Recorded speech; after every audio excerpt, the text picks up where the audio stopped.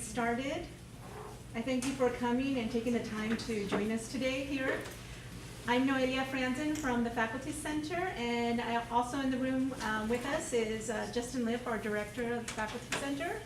And we have many special guests today to talk about affordable learning at Sonoma State University. We're going to start with our agenda. And first of all, I want to thank all those who have been assisting putting this together. Ashley Klein has been instrumental in making this event possible, including our catering and putting out all the notifications about it. So thank you very much, Ashley.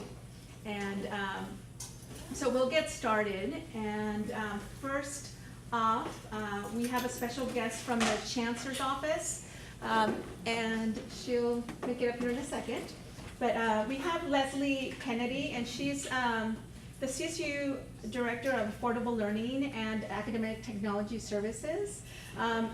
She has been amazing making all the affordable learning solutions available across not only the CSU, but even wider, I would say across the US. And so her influence with making open education and finding affordable learning solutions that faculty can adopt and then students can benefit from. She's made that possible. There's been some legislation, I don't know if she's going to talk about that, but I just want to say thank you for all your support. She supports us online as well, so whenever we have questions, we're given ideas, mentoring. So thank you very much, Leslie Kennedy, and I'll welcome first off Leslie Kennedy. Thank you. Appreciate it. Very kind. Well, and I'm just going to say a few things, and please don't throw food at me when you say Chancellor's office, right? But it's great to be here on this rainy day. Driving up here was a bit challenging.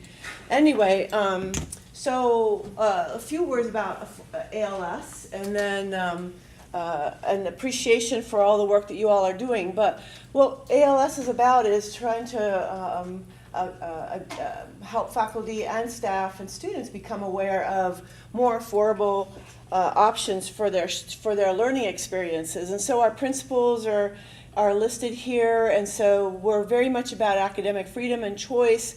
And so we also support a spectrum of resources. So library resources, open educational resources, which are free and open usually, and also low-cost materials that many of our faculty use to enhance their students' teaching and learning experiences. So that's why we consider choice one of our principles. This is the ALS team. We have 2 former bookstore directors, a programmer, a project manager, and another type of a project manager working for us, mostly from afar, but in support of what we're doing. So what did you all do last year? All 23 campuses participate in affordable learning solutions in various capacities. You all apply for funding. We distribute the funding to you all, to the campuses, and to Sonoma State, to Noelia and Justin, who are actively involved as your leaders here. And then about June timeframe, we start asking, hey, do you have reports as to how your students have your faculty have saved your students money? And we compile reports from the bookstores, from our libraries, and also from you all. And in the last year, the aggregation is $45 million for our students, which is significant. It's probably the largest student savings in the country. It is, actually. It's not probably. It is, but what we really are interested in emphasizing is that our students are getting access to their materials on the first day of class, because our faculty who are participating, who are considering lowering the cost of their materials, either adopting free materials, and you're going to hear about some of that here today, or library materials, which is what I've done in my course. I teach at Long Beach State still. And then, or working with a bookstore to select low-cost materials because of the online homework systems that are available, et cetera. But all of that provides access for our students. You know, over 80% of our students are on financial aid, and we're talking federal aid or state aid, which indicates a need, a pretty high need to attend institutions such as Sonoma And so anything we can do to lower that barrier to get access to the course materials is beneficial to them. And so that's why we're excited that you're here today and to hear a little bit about what we're doing at the chancellor's level. We call ourselves CO, the CO level. As Noelia mentioned, in addition to the funding that the chancellor's office provides every campus if they choose to apply for it every year, which is about $15,000 per campus, we also have been involved with legislation and additional funds that the state has gifted us, up to $5-6 million over the last few years. And so you all are participating in this funding as well. So in addition to the 15 that you're receiving, you are also receiving, I can't remember what you all have got last year time around and what you're applied for this year, but a campus can go up to $50,000. So in the first round of funding, we've noticed that over 2,800 course sections had to have one open educational resource, free resource, and they could also use a material that had a 30% savings on it, or 30% or more savings. So over 2,800 course sections were affected, and this includes the community colleges, by the way. This is a collaboration between both of us. The funding goes to both of us. You can't really see this up here very well, but over 94,000 students were impacted, and the total savings for that initiative has been about $12 million. And that was for the first round, which was 2 years, from 16 to 18.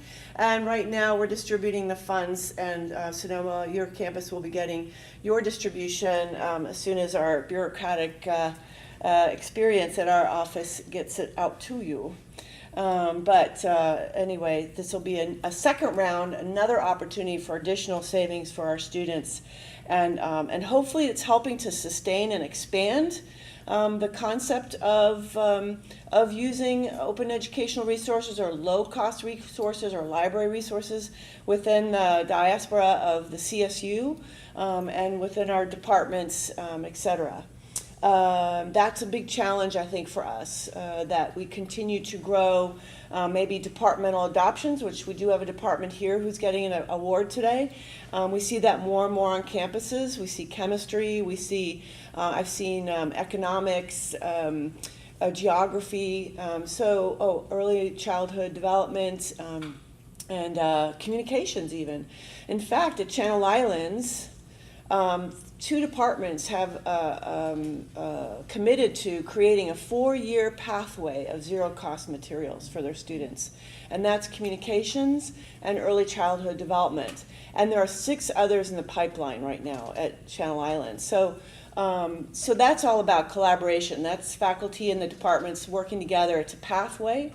And so as the students can navigate through that, and they can find courses where they are finding zero-cost textbook materials. So we're hoping that that will also evolve more and more within other institutions as well. We realize it's difficult, it's challenging, so we're trying to enable it as much as possible. Part of another legislation, which is at Senate Bill 1052-53, we created this California Open Online Library. This was required by the funding, and what this was focusing on 50 GE courses and finding OER, open educational resources for them, getting them reviewed by faculty within the 3 higher ed systems, and then posting it all into the California, or we call it Cool for Ed website. What we've done now, after AB 798, first round reports came in, and we got a listing of all the materials that faculty had been using. There were 46 campuses participating. As you saw, there were 9, how many sections were there, remind me? Anybody remember? For last year, we had 448. Okay, you had 448 sections, and each campus, including community colleges, shared the textbooks that you all adopted.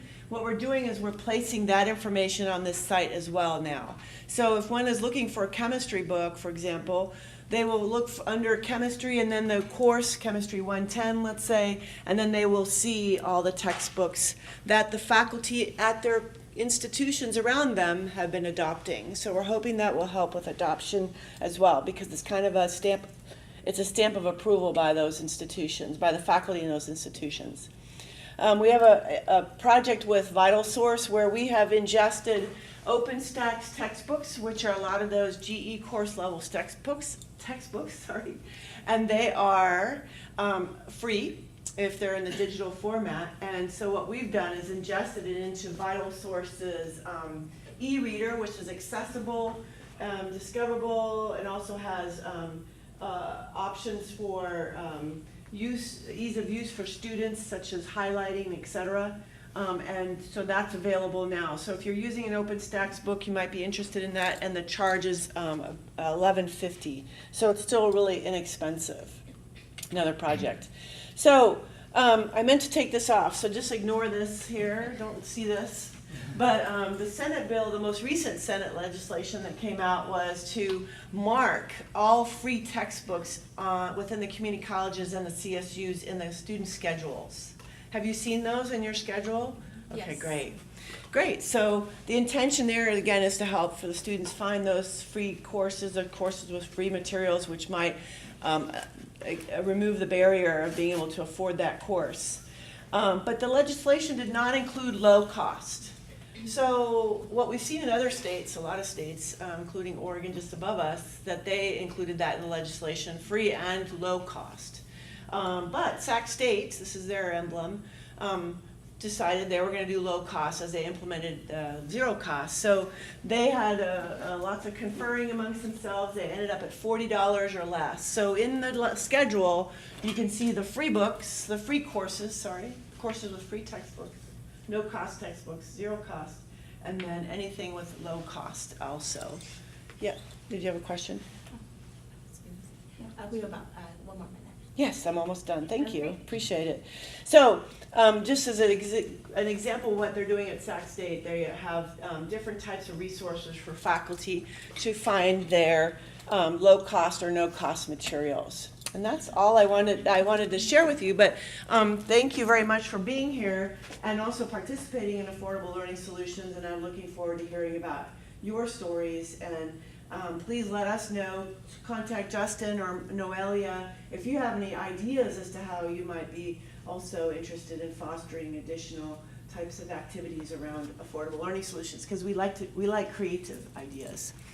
So thank you.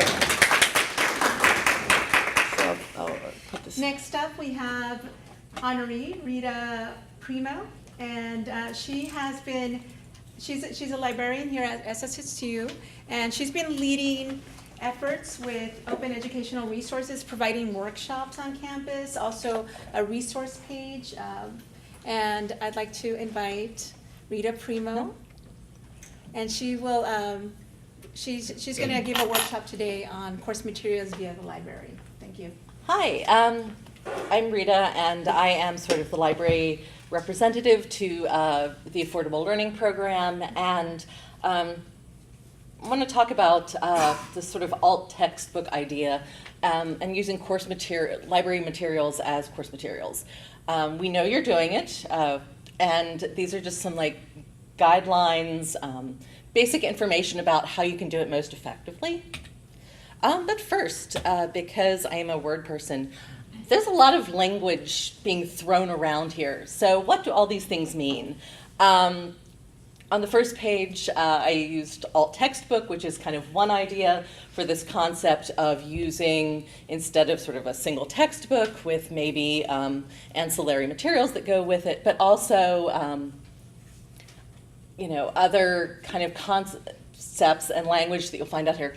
OER is Open Educational Resource, and so what is open? In this case, it sort of specifically refers to things that aren't just free, but are also licensed in such a way that you can reuse them, revise them, remix, and redistribute them. And an example of that is Creative Commons licensing, which allows you, depending on the license terms that the author or publisher approves, kind of allows you to use it and reuse it in different ways. Sometimes non-commercially, how do you attribute where the original came from, and that sort of thing. So that's sort of open generally what it means. But it's not just about textbooks. Open educational materials can involve things like syllabi, assignments. Question banks are a huge kind of increasing part of this because for a lot of faculty, they don't want to adopt a textbook if it doesn't come with sort of the associated materials that go with it.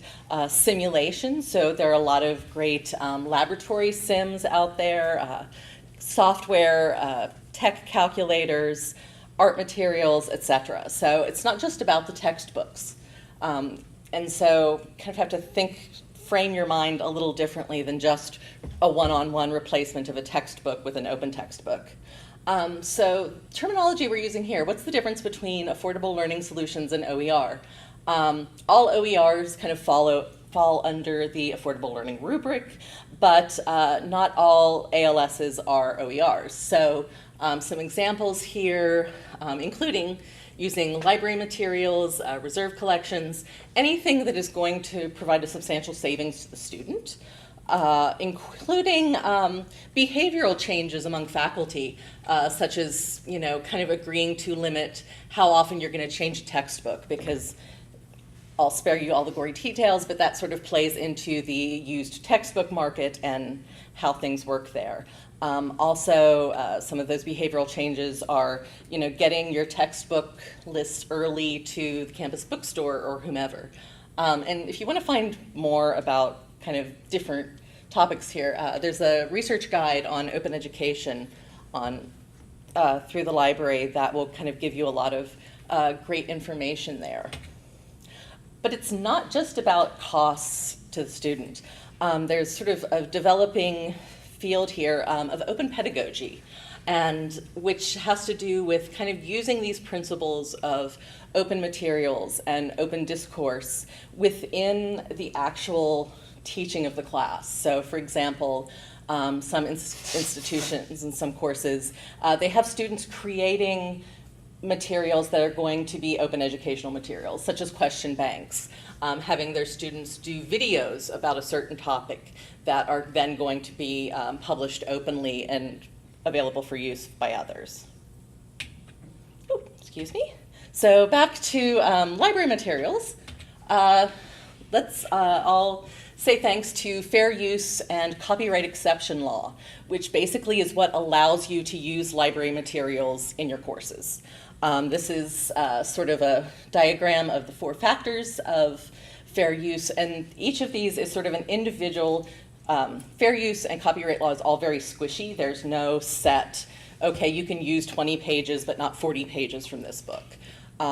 Each instructor has to make that individual decision based on their own circumstances. So this is sort of a little guide of some of those factors, and not all educational uses are automatically a fair use.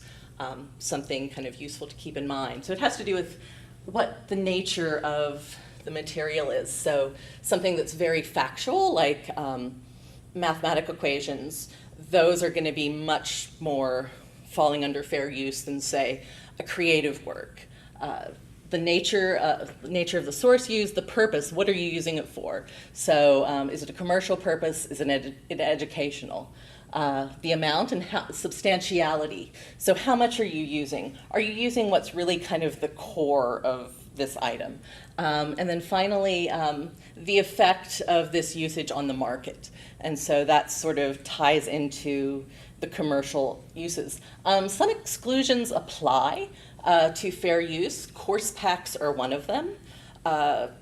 If you remember Kinko's back in the 1990s, that was sort of the legal case that said course packs and using those materials, it's not an automatic fair use. The other is online education, because Congress and sort of copyright mavens decided to distinguish online education back when it first started becoming a thing from sort of in-class usage. And so how you're using it, that sort of also plays into decisions and considerations about that. So the easy part of using library materials is how do you stick it in your Canvas page. And we have a research guide here that will walk you through how to insert a chapter, can you insert a chapter, how to add an article, a video clip, different sorts of resources, how to integrate them into your Canvas site. Course reserves are sort of another aspect of this, and that's, for the most part, a physical item that's sort of in print. Here at SSU, it's usually print or multimedia. It can be library-owned copies or faculty copies. A lot of times folks who get those textbooks from publishers, desk copies, will donate them to the library or donate them to put on reserve for their students. There are different options for how long you can put it on reserve. Can it only be used in the library? Can they take it out? And a lot of that will depend on how many students you have. How are they using this material? Are they using just, do you think they're going to go in and use one set of exercises a couple pages at a time that they're just going to photocopy or take a photo of with their phone? Or are they going to read this 30-page chapter overnight? And that is a giant error. Collection policies are online, or library collection policies are kind of standards for these things are that we don't purchase textbooks because they change so quickly. It's very difficult for us to purchase them ahead of time with enough of a time gap to be functional and ready by the semester starts. But they're online, read them. If you've got questions, talk to a librarian. So next up, I'm going to talk about different best practices. When we created the idea for the seminar, it was okay, what do we want faculty to know about how to use library materials? So articles are comparatively easy. For articles, if it's coming from something the library subscribes to, that students are automatically, if they're logged into their CWolf ID, they can automatically access this. Kind of the preferred, not just at SSU, but generally in kind of library functionality, they say, use a persistent URL.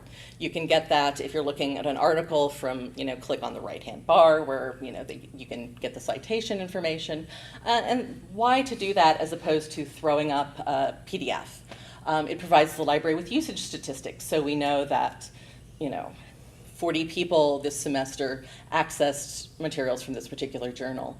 On a copyright level, it's considered a stronger reuse practice and kind of justification because it puts the authentication of that item and means that only students who are in that course can use it. And it also kind of gives instructors a little bit of a reminder that they have to consider usage on a regular basis. Some institutions have kind of guidelines where you can only keep an article up for a year because that's sort of part of the copyright calculus that one has to consider. If the library, it's not something that we can subscribe to electronically, or it's an older item from the 1950s where it may not be available digitally, just put that PDF up. We are not the copyright police. Streaming media. This is where it gets a little interesting because we get streaming media and get ebooks from a lot of different vendors with a lot of different licensing regulations and structures and kind of defaults. So, which is why my main point here, and if I could put it in flashing lights, I would. If you're going to be using an ebook or streaming media, talk to your subject librarian because if we don't know, our default for that particular vendor might be that only one person can use that material at a time and they can check it out electronically for 2 weeks.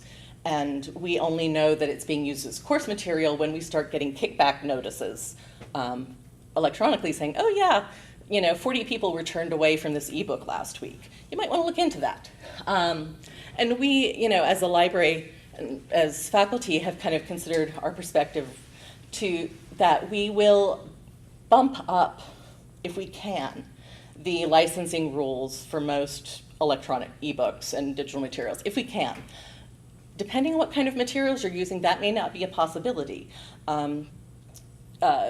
Publishers are onto us. They know that we're trying to get around having students buy all of their textbooks. So a lot of times, if something is sort of being marketed as a textbook, it's not going to be available through our digital platforms, or even to purchase individually, or it's going to be, like $700 for one book.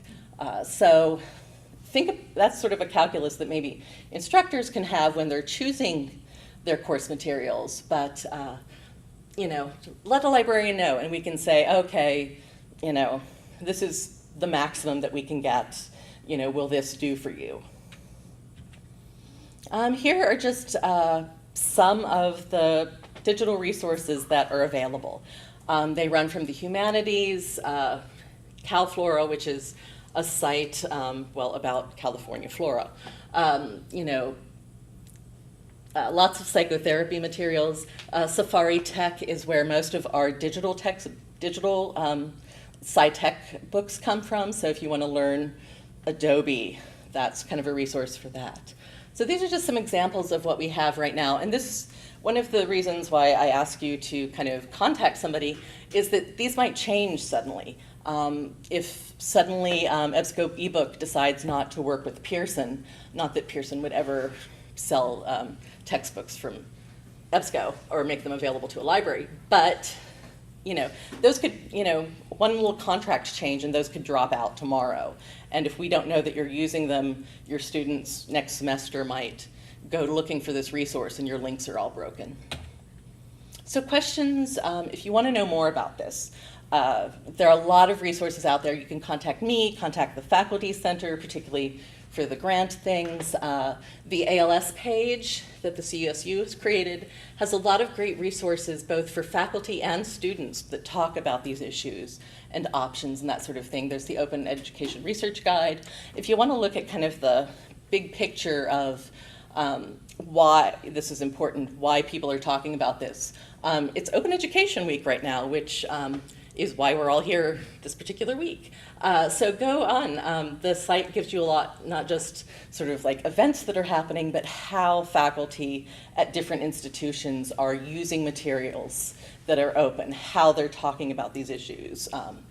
And social media, because of kind of the nature of people who are involved in this sphere, a lot of the scholarly discourse, you can find a lot of great information from social media.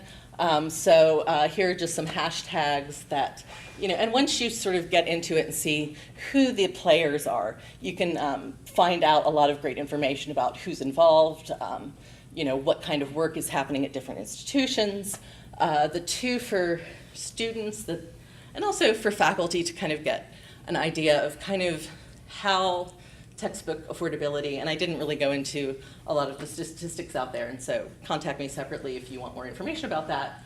But textbook broke and real college are kind of two of the big conversation places that talk about that. So anyway, that's all for me. Thank you very much. Please remain up there. Okay. The next portion is the conferring of the awards, and I'd like to invite Leslie Kennedy up here. And let's see, our first recipient is Rita Primo, who conveniently is up here. And there we are. Like I said earlier before, Rita Primo, oops. Let me get out of the picture.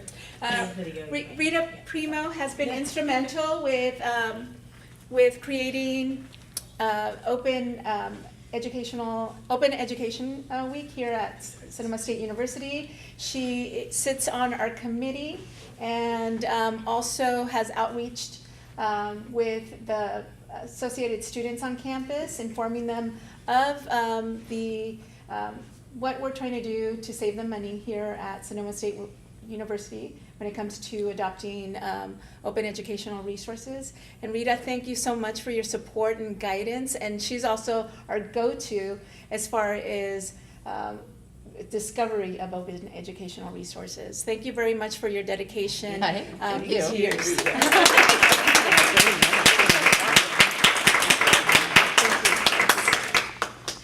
Next up is Stephen Farmer. Stephen Farmer is a faculty member from the chemistry department. Yeah, I'll get it. Oops. And he was instrumental in launching affordable learning here at Sonoma State University. He also has made it possible to bring LibreText and ChemWiki to campus so that students don't have to purchase these very thick, very expensive chemistry textbooks. LibreText is an online wiki, and he can perhaps tell us a little bit more about that. And some initial funding was also from NSF, if I believe. And thank you, Stephen Farmer, for making it possible. He sat on the initial committee, helped us write the grant, and has been an advocate on campus, an advocate throughout the school, well, through the sciences, and I really want to thank you from the bottom of my heart because you made this possible at Sonoma State. Would you like me to say something now? Yes. If Yeah, you so would. the LibreText is kind of a new idea in terms of allowing for free online textbooks. The difference is it's a series of individual pages on specific topics. And what it allows you to do is to go through and make your own textbook very, very easily. So I did that for my classes here, and of course we've done away with the textbook in there. I just literally took the subjects that I wanted to cover for a specific semester and then just linked them to whatever page that I found in the LibreText that I thought best captured the way I wanted to explain it. It literally only took me about 2 hours to do it, and now it's up there. And kind of something a little bit different is it allows you to not have to break topics up into chapters, which is something that I have always disliked about textbooks. It's just this free-flowing idea of topics that run through, and it truly shows how it develops. But very, very easy, and trust me, there's nothing better than making your own free textbook for your own course. Students love it. And I was Thank just you. showing it behind you. Oh, yeah. Yeah. And I just got to plug this. Unless I'm mistaken, we're still the only CSU on there that has put content on the LibreText. Possibly, I don't know about that. That's going to But change. definitely chemistry. Yeah. And maybe in all of them, but we're definitely the only chemistry department that has put material on the Cool. LibreText, which I'm very, very proud of. Yeah, and we're a sponsor as well. Yep. But, so thank you very much, Stephen. Thank We you. really appreciate it. Next up to accept the award is Brigitte Lahme, Chair of the Mathematics and Statistics Department, and she's accepting the award on behalf of the Department of Mathematics and Statistics Department, and they have adopted department-wide resources and also created resources for Math 100, Math 211, Math 161. All sections have adopted these resources, and she's going to talk a little bit more about that a little bit later on. And I want to thank you on the behalf of students. I also want to say that with these efforts, including mathematics, chemistry, the bookstore, all these other efforts, it's been, we project on saving $800,000 and even above that for this coming year. So thank you very much. Thank you. Thank you very much.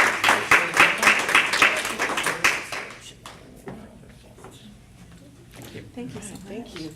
Thank you so much for all your hard work. This is your lid. Thank you very much. Okay, next we have presentations of current adopters for affordable learning solutions. And let me just plug this in, and I'm going to invite our first presenter while she walks up. I'll plug in here. Our first presenter is Parissa Tadrissi from the Spanish department.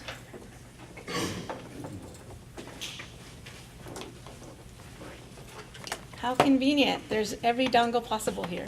Here you go. That's it,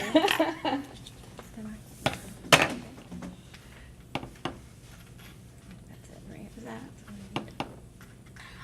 Oh, no, this one. There you go. Thank you. And we might need to switch. Okay, let switch this. Where is it? Trying to find the I think it's on the switch. Oh, it's panel. on here. Sorry. Oh, Yeah. thanks. Open, Set. open. Maybe? Laptop. No. Oh, no. So we got it. Do I need, maybe I need the adapter? That's the right adapter. Am I doing something wrong here? Why don't we log in with that computer then? If that's This is okay. here. And this goes here. That's fine. Sorry, I never worked on computer, so show them on here. Yeah, that's fine. There we go. Sorry. Okay, so let's see if I can do this. So while I'm kind of doing this, I'll just tell you guys a little bit about what I've done so far. So I took the OER workshop 2 years ago, and since then I have created 3 classes with no cost resources. 2 of which I teach in person or online, and 1 of which I only teach in person. I'm just going to show you guys one that I'm teaching right now and what we're doing in class for this week, for example. If it comes up. So part of what I've created was a mix-up or a compendium of sources, some created by me and others sourced from the internet or the library.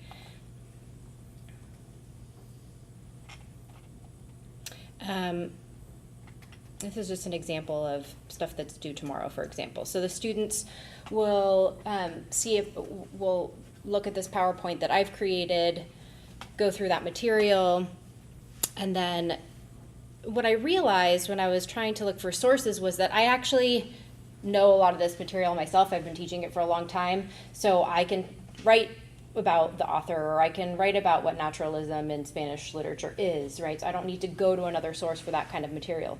It takes time, but once you do it, then you have it there, and you're able to use it for that class or whatever other class. So this is just information that I put up there for the students about the author, influences, images, a YouTube video of an interview with her, and then they'll read the story. They'll see a lecture that I made about the short story, the narrator, the literary devices, etc. And then they'll read, and they'll have to submit assignments after they've gone through those different types of materials. I've also, for the 491 class, the Senior Capstone Seminar in Hispanic Literature, which I teach in person, all of the materials are online through Canvas. So they can read PDFs of the novels, and it's more of a literary critical course, so they're doing literary criticism and they're reading literary theory, and so those articles they're reading on Canvas that I've connected through our library. So I've been able to download the articles and connect them to, and upload them to Canvas. The only thing about that I would say is, when you're doing close literary readings and they don't have the physical book in class, well then they're either coming with a printout or they're there with their laptop. So when they're working in groups, they have a device with them or they have a printout with them. And in the Spanish program, we have a lot of students who are first-generation students. Some of them are low-income students. Some of them are working full-time or helping, have family financial obligations or are putting themselves through school. So not having to pay for textbooks, for us as a program and for me as a professor to be able to do that for them was really important. So I would urge you all, there's probably a lot more out there than you think. When I first started digging for this stuff, I was very surprised. And when I took the workshop, I was a little bit skeptical, thinking, well, am I really gonna be able to find all of these things? And I've been able to find a lot more than I had imagined. So next semester, I'm gonna do the same thing. I'm gonna, for another course, for Spanish 401, Peninsular Literature, I'm gonna put all of the resources on Canvas, so they won't have to buy the big fat textbook anymore, which is like $100. So I'll leave it at that, and if you guys have any questions, that's it. Thank you, Brenda. I've got a quick question. How I'll long is it set going up to take one. you to create a course in Canvas? Just want to know. A while. I mean, so the one that I just showed you with all of the video clips and stuff of me giving lectures, I did sort of throughout the semester before. So I kind of just did it slowly throughout the prior semester and took some time in the summer too. So it takes a lot of time up front, but or you know, on the front end, but then once you have it, and you can just keep using those resources and updating them. And, so, yeah. Next up is Brigitte Lahme, who will talk about the departmental-wide adoption of in mathematics and statistics. Thank you.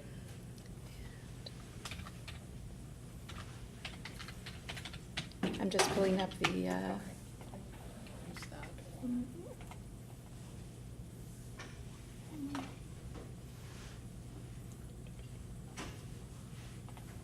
It's right there, second time. This one? Okay. Okay. Oh, that's a PowerPoint. Actually, we also have it as Google Slides, so. Okay, let me do this one here. That's the most updated version of the slides. Oh, uh-oh.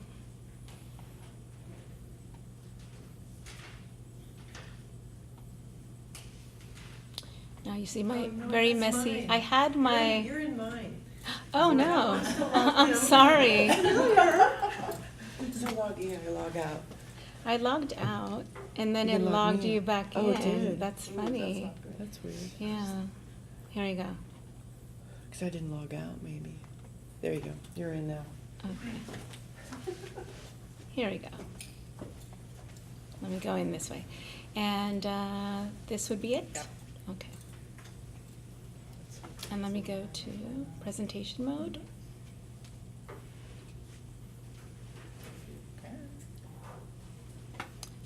This computer is going off on its own here. Okay, here we go. Okay. All right. All right. Well, thanks again for giving the department this award. And I'm really proud of our department because for a long time, it's been very important to us to provide low-cost solutions for our students when it comes to textbooks. And so things that we've been doing, or different people in the department have been doing for a while, is we've used old editions of textbooks rather than adopting the newest one every cycle. We went with the old edition for a while. And then we also have some instructors, one in particular, who's been creating these activity workbooks that go with most of the classes that we're teaching and that he's been sharing with all instructors teaching the same course. And so that's been a basis for our students to work on. So even before we adopted like a free textbook, students had this activity workbook that they used as a basis for their class notes, and also that we used for group work in class. But then other things people have been doing is for some classes, we build up little lending libraries. In mathematics, in some of the foundations of mathematics, like real analysis, abstract algebra, things don't change that quickly.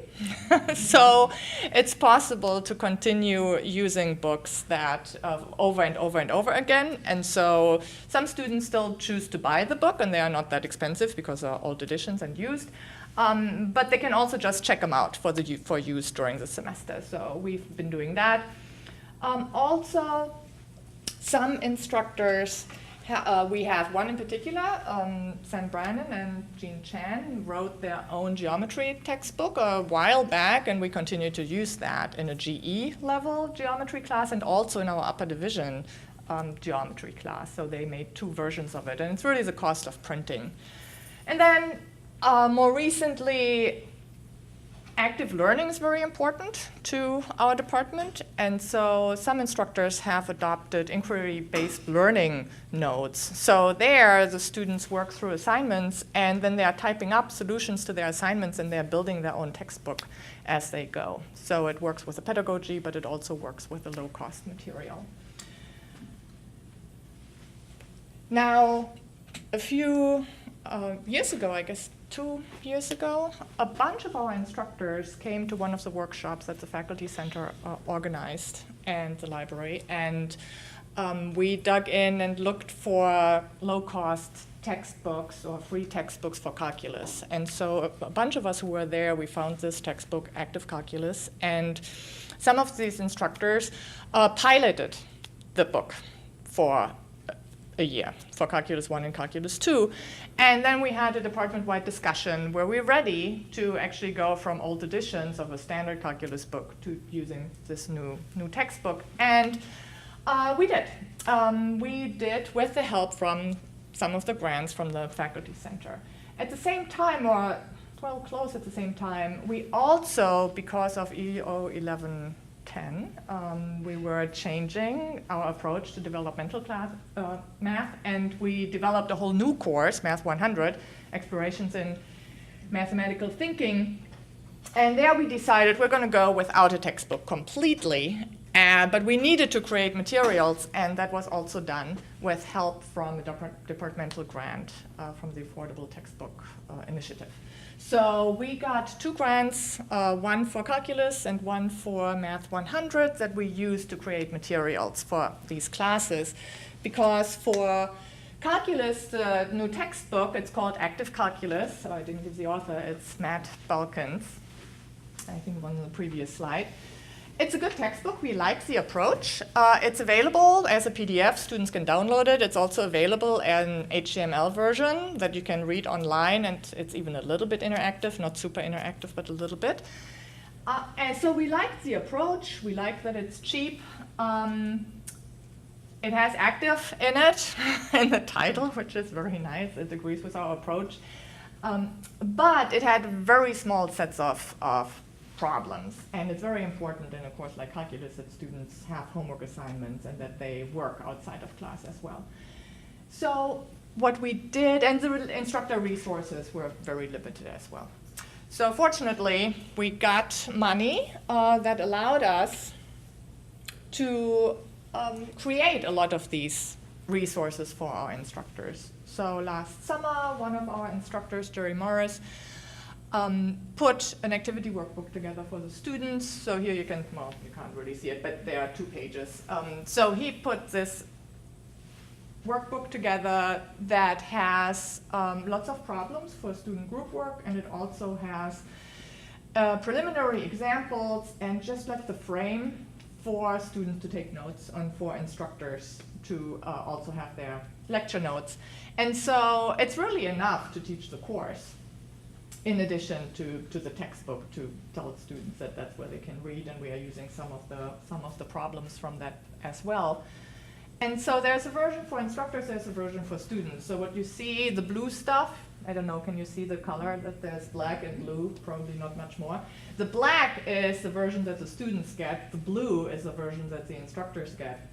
And so it's a course guide for the instructor, but it's also the framework for the students to have the materials that they need in class in front of them to work on problems and also to take lecture notes. So by the end of the semester, these are like over 100 pages for each course, Calc 1 and Calc 2. So at the end of the semester, the students have almost their own little textbook because they worked the solutions out themselves. They have the framework for taking lecture notes, and so by the end, if they did a good job, they have a good collection of notes that is really quite comprehensive.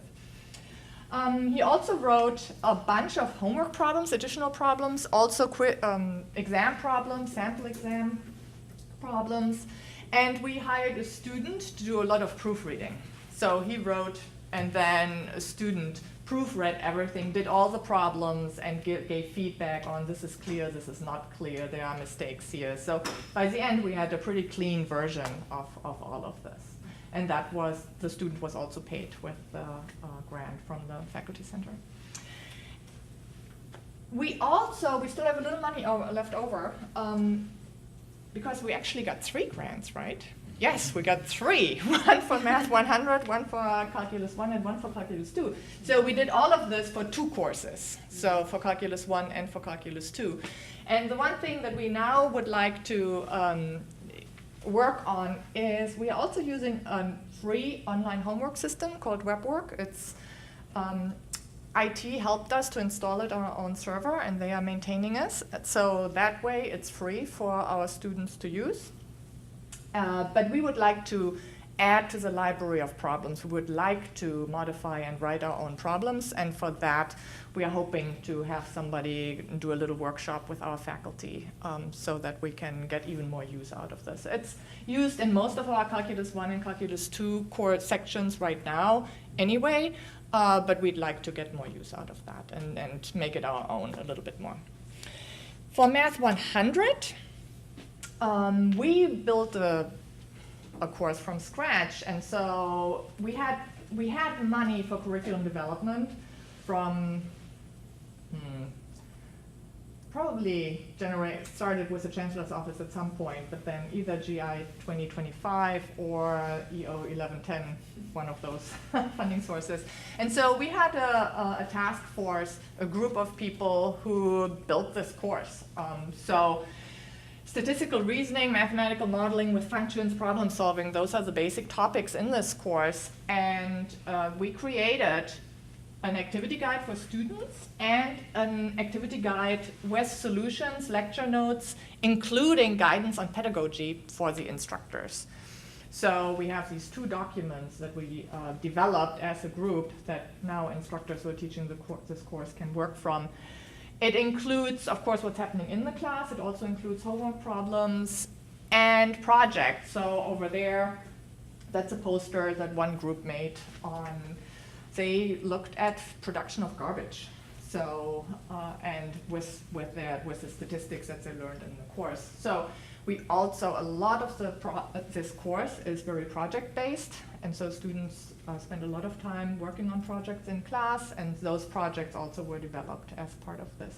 And then the Faculty Center, we used the grant from them to put all of this together in writing. So what the different people had created, then two people took all the materials and made a very nice, coherent activity guide for the instructors, and also with a version for the students.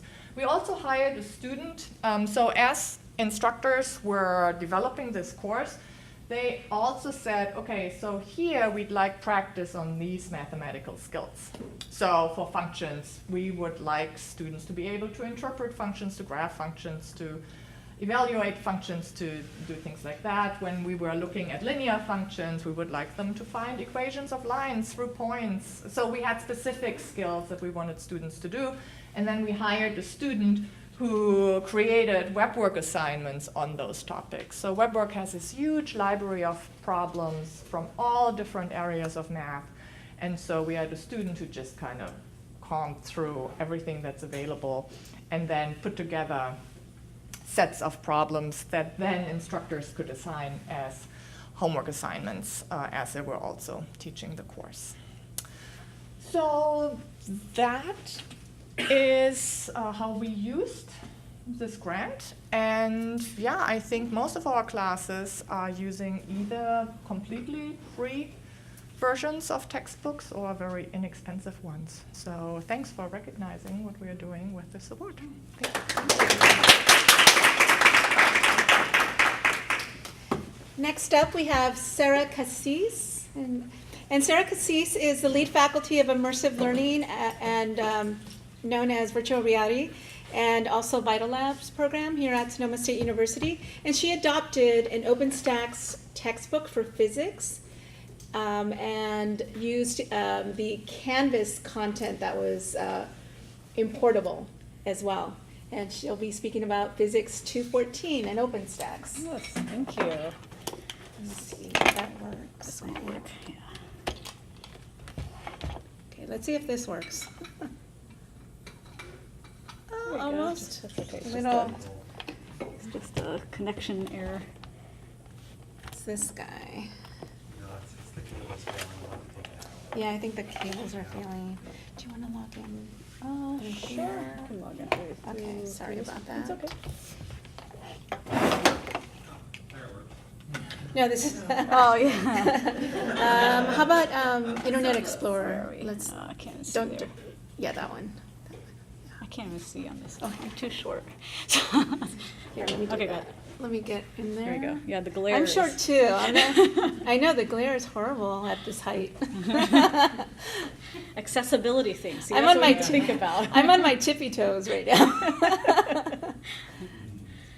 Accessibility for students and for faculty. Okay, thanks. Ah, all these little things. Don't. Oh, here we go. Sorry about that. No, don't worry. There we go. Good. Here we are.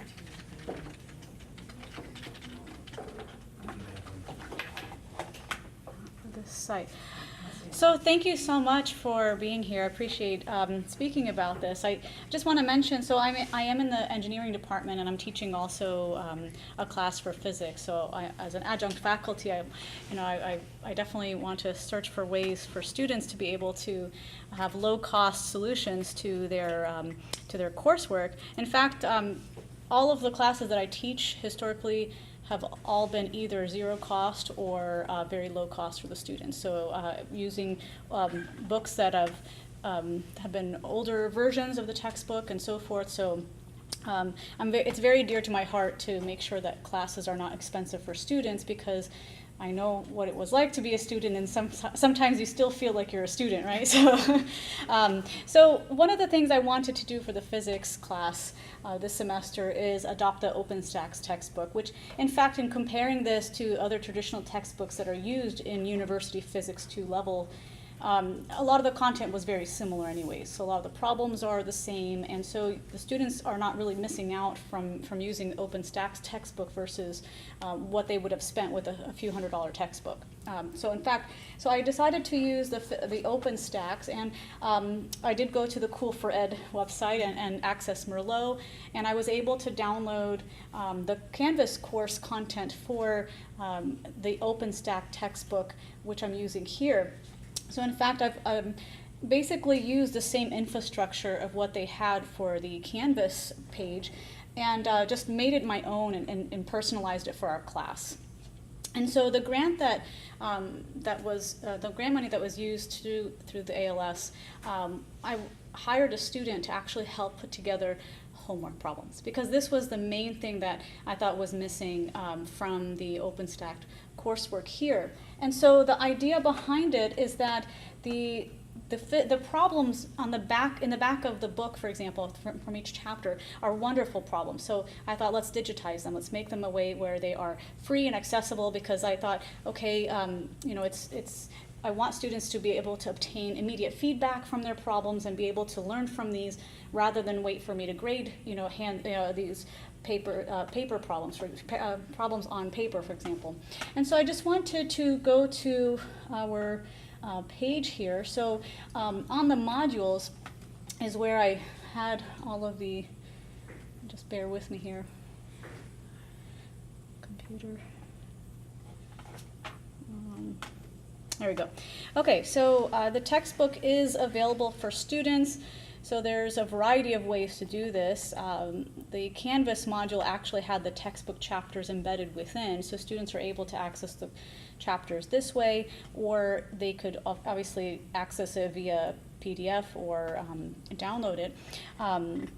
One thing that I ended up doing here is, actually I think I'm on the wrong one, because Oh, this is the sandbox. I think this is the sandbox, because I have 2 of them identical. I didn't want to modify. Here we go. This is the actual one. I was going to say it looks a little different.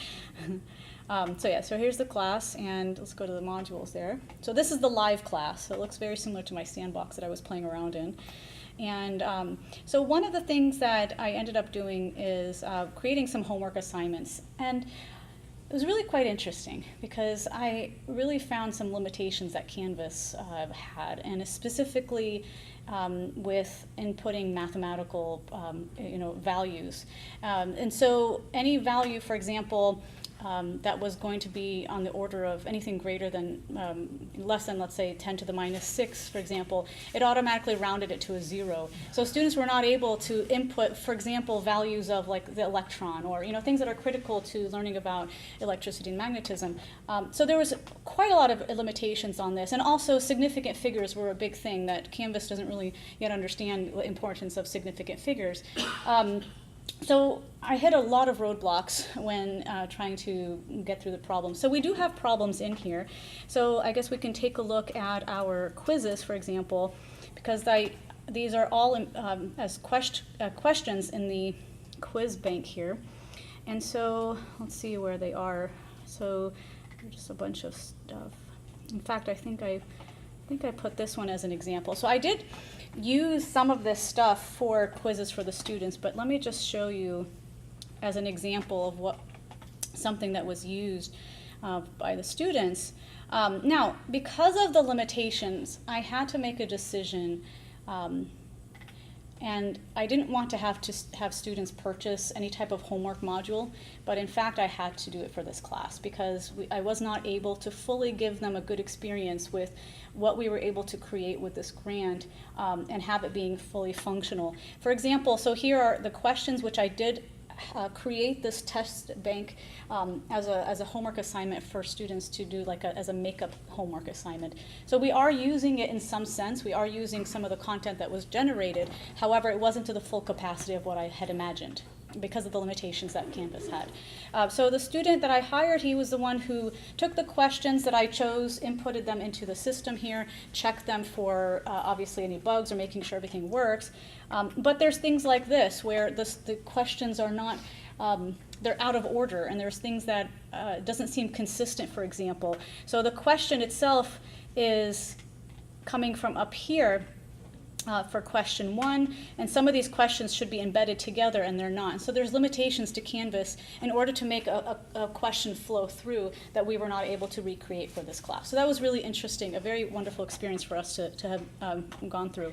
So I do want to go to the homework module. I ended up adapting Sapling Learning, which was still low cost. So it was about $42 per student, and so I was okay with that. Oops, you shouldn't see that. Let's see. What did I want to go to? Okay, assignments, sorry. So go to assignments, and under assignments there's homeworks, and under homeworks there is this link here. And from this we go to the Sapling Learning window.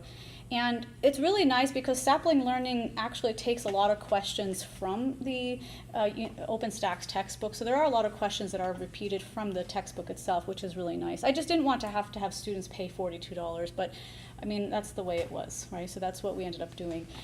So as an example, so now the students are able to complete these assignments, see immediate feedback. They're able to go through the problems, and the grade that's generated here is I can import it into the LMS. And so in that sense, that's what I've made it work, and that's what I've had to share so far. So thank you. Yeah. Thank you very much.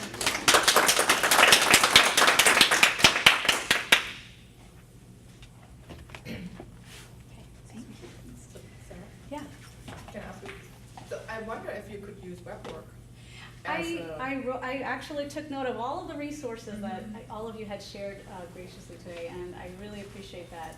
In fact, with WebWorks, I saw the Libre textbooks. It's really interesting to see what else is out there. In searching for homework modules, I did not find many. In fact, I didn't find any that were free. And so that was the motivation behind doing this. So thank you for sharing this part. I mean, it's mostly math, but I'm seeing there are some physics content in here too. So, and if we figure out how to write our own, then... Yeah, and I'm happy to, whatever we've already created somehow can be embedded into that. I think we can make that work to share that with others. I'm happy to do that. So, yeah, thanks. We'll talk more next time. Thank you. Thanks. And I guess WebWork is modifiable because we funded a math professor at East Bay to create more calculus WebWork assignments. Oh, yeah, so we should. I'm going to send it to you, yeah. And Sac State is using it too. Okay. Great. Yeah. Okay, good. We'll connect everybody, and maybe it'll be helpful to also share information. Yeah. But, yeah. That's really good. Yeah. Thank you.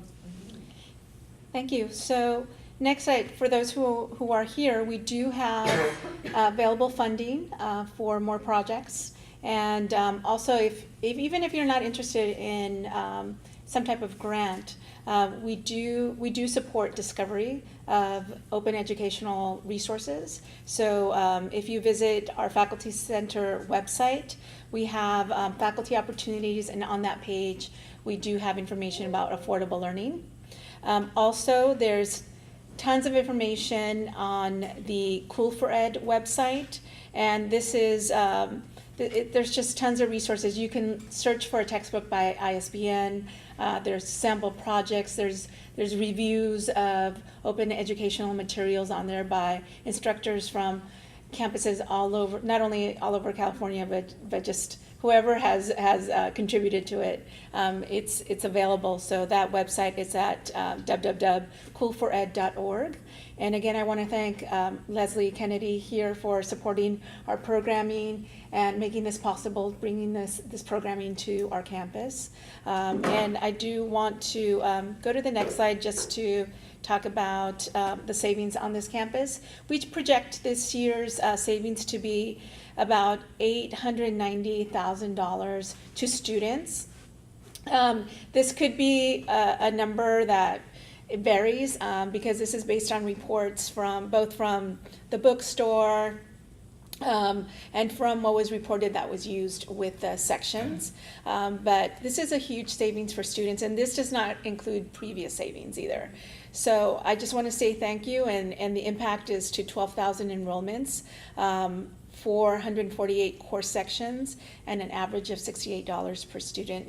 And all the professors who presented here today, our librarian, you made that possible. And thank you for saving that money for our students. It makes a big impact. We know from previous surveys that we have deployed on this campus from students that the textbook costs are impacting them in a heavy way, and it has become a burden for them, and they have to make choices sometimes between paying for other things that they need for daily living and textbooks. So thank you very much to all of you, and I want to thank Justin Lipp for supporting this program at this campus. Thank you again, Rita, for sitting on our committee. Thank you, everyone.